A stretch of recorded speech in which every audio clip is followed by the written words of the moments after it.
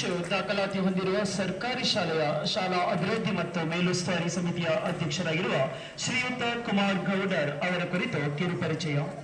ಶ್ರೀಯುತರು ನಾಗರಾಜ್ ಗೌಡರ್ ಮತ್ತು ಶ್ರೀಮತಿ ಲಲಿತಾ ಗೌಡರ್ ಅವರ ಹಿರಿಯ ಸುಪುತ್ರನಾಗಿ ಸಿದ್ದಾಪುರ ತಾಲೂಕಿನ ಹೊಸೂರಿನಲ್ಲಿ ಜನಿಸಿದರು.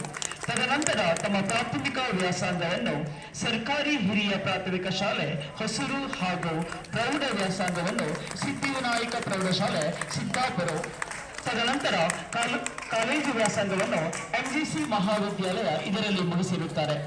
ದೇಶ ಸೇವೆಯ ಕನಸನ್ನು ಕಂಡಂತ ಇವರು 19 ಜುಲೈ 1999ರಂದು ಭಾರತೀಯ ಸೇನೆಗೆ ಸೈನಿಕರಾಗಿ ಸೇರುತ್ತಾರೆ.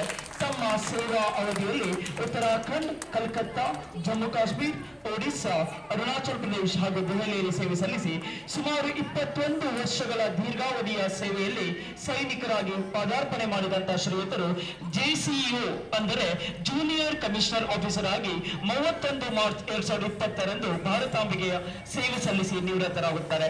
ಈ ಅವಧಿಯಲ್ಲಿ vice chief of army staff commendation card ಹೊಂದಿರುವ ವ್ಯಕ್ತಿ ಎಂಬ ಹೆಮ್ಮೆ ನಮ್ಮದು.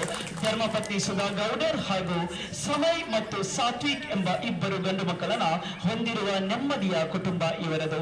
ಯೋಧರಾಗಿ ಸೇವೆ ಸಲ್ಲಿಸಿದಂತಹ ಶ್ರೀಯುತರು ತದನಂತರ ಸಾಮಾಜಿಕ ಕಾರ್ಯಕರ್ತ ಸೈನಿಕರ ಸಂಘದ ಅಧ್ಯಕ್ಷರಾಗಿ ಸೇವೆ ಸಲ್ಲಿಸುತ್ತಿರುವ ಇವರದು ಧನಿವರಿಯದ ವ್ಯಕ್ತಿತ್ವ.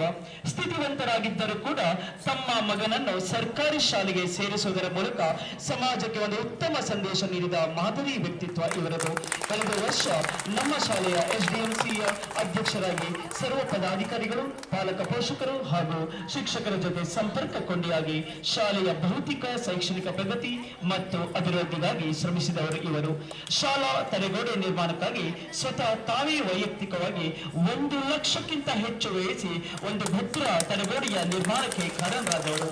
ತಾಳ್ಮೆ ಮತ್ತು ಸಹನೆಯಿಂದ ಅತಿ ದೊಡ್ಡ ಜವಾಬ್ದಾರಿಗೆ ಒಂದು ಸ್ವಲ್ಪವೂ ಚ್ಯುತಿ ಬರದ ಹಾಗೆ ನಿರ್ವಹಿಸುತ್ತಿರುವ ಶಾಲೆಯ ಹೆಮ್ಮೆಯ ಅಧ್ಯಕ್ಷರಾದ ಶ್ರೀ ಕುಮಾರ್ ಗೌಡರ್ ಅವರನ್ನು ಅತ್ಯಂತ ಪ್ರೀತಿಪೂರ್ವಕವಾಗಿ ಸನ್ಮಾನಿಸಬೇಕೆಂದು ಕಳಕಳಿಯ ವಿನಂತಿ. ಧನ್ಯವಾದ.